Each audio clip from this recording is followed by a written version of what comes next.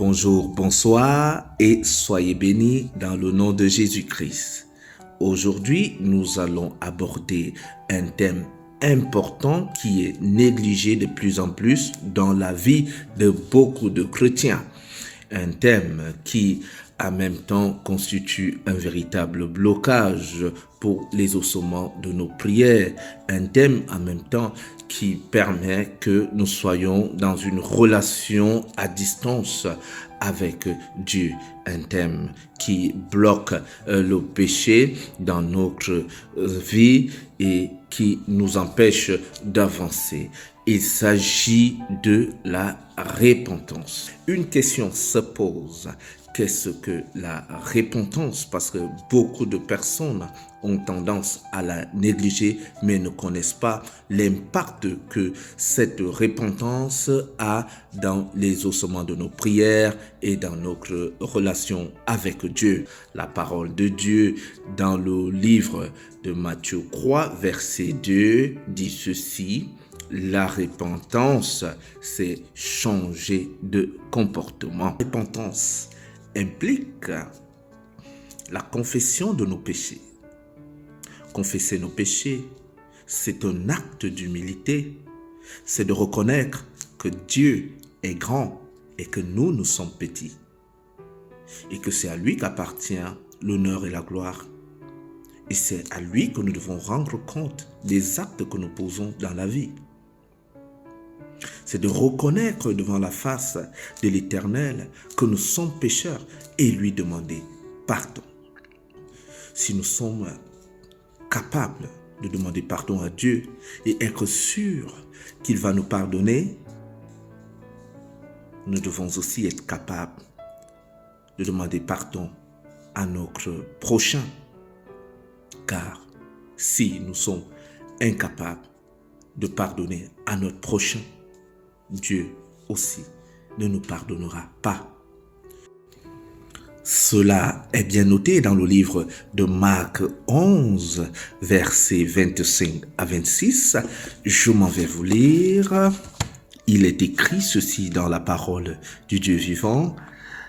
Et quand vous êtes debout pour prier, si vous avez quelque chose contre quelqu'un, pardonnez-lui.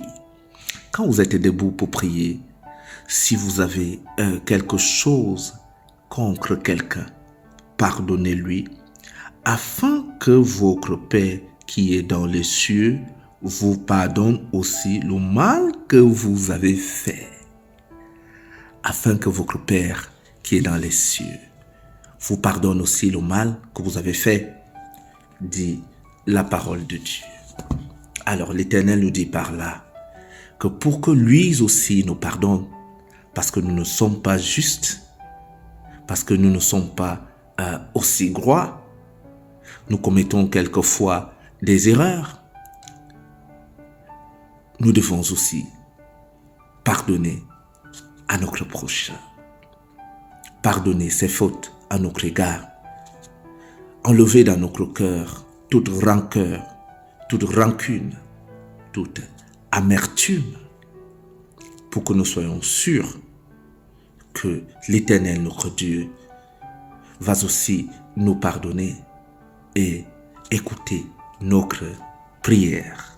Nous devons également être capables de pardonner à nous-mêmes. Bien que nous avons pardonné à celui qui nous a offensés, mais nous devons être aussi capables de pardonner à nous-mêmes des erreurs de décision que nous avons prises dans la vie, des choix que nous avons pris et qui nous ont retardés, des actes que nous avons posés et qui nous ont fait regretter jusqu'à ce jour. Nous devons être capables de nous pardonner, d'avoir posé ces actes et de demander à Dieu de nous reprendre dans ses bras et de nous donner la force de recommencer sans plus commettre les mêmes erreurs. Il y a des femmes qui ne se sont jamais pardonnées parce qu'elles ont fait un mauvais mariage, elles ont épousé quelqu'un qui leur a été imposé et après leur vie est allée en cascade à cause de ce choix. Il y a des gens qui ne se sont jamais pardonnés parce qu'ils ont pris une mauvaise décision d'accepter un travail qu'ils n'aimaient pas. Et ce travail les a causé du retard dans la vie. Et jusqu'à présent, ils n'ont jamais pu se relever à cause de cette mauvaise décision qu'ils avaient prise à un moment donné dans leur vie. Il y a plein de décisions comme ça que beaucoup d'entre nous avons prises qui ont chamboulé nos vies. C'est le cas aussi de beaucoup de jeunes filles en âge précoce qui ont porté des grossesses qu'elles ne désiraient pas et qui, à un moment donné, se sont retrouvées retardées dans leur vie et qui, jusqu'à aujourd'hui, à cause de cette décision ou de cette grossesse qu'elles avaient prise dans le passé, à cause de cet acte qui avait été posé dans le passé, elles n'ont jamais pu pardonner à elles-mêmes et elles sont ancrées dans une peur de recommencer la vie ou de redémarrer sous de nouvelles conditions.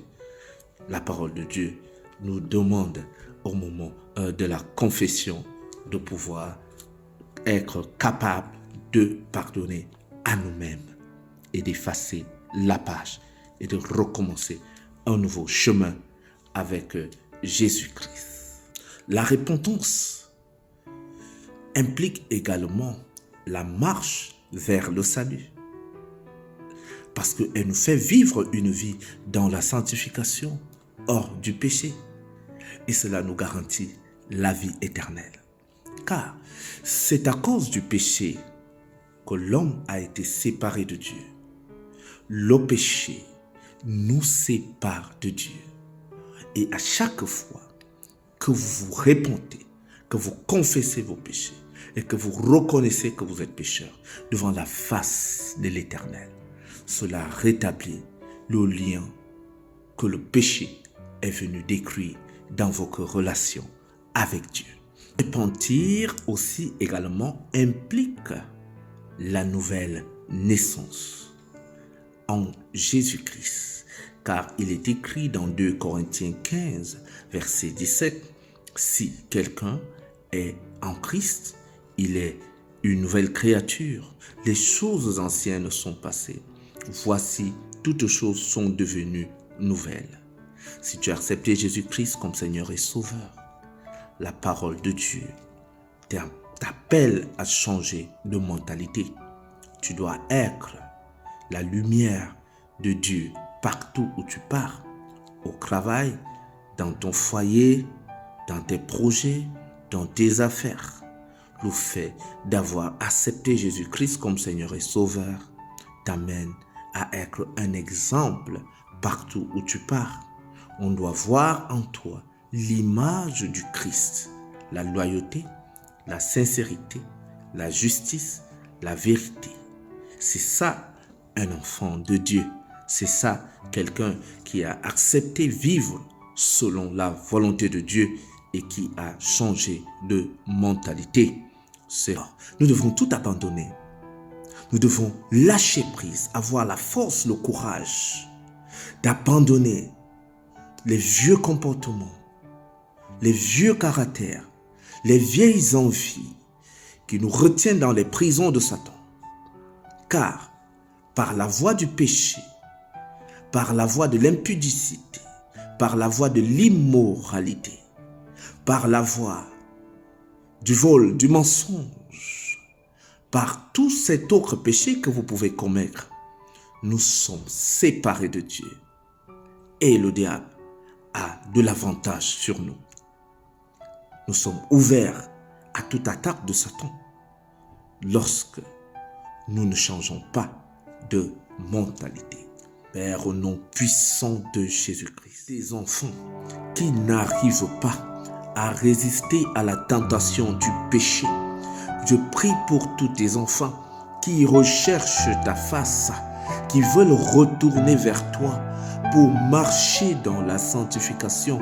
Je prie au Père éternel que ton Saint-Esprit descende et qu'il inonde leur cœur, que ton esprit descende, qu'il inonde leur vie, afin qu'ils puissent éclairer, ô Père, tout ce qui est devenu obscur dans leur vie, qu'ils puissent éclairer, ô Père, tout ce qui est obscur dans leurs pensées, que l'Esprit Saint puisse éclairer, leur Père, tout ce qui leur maintient dans la captivité, que ton Esprit, ô Dieu, puisse leur donner la force de revenir vers toi et de marcher selon ta face, ô Père éternel.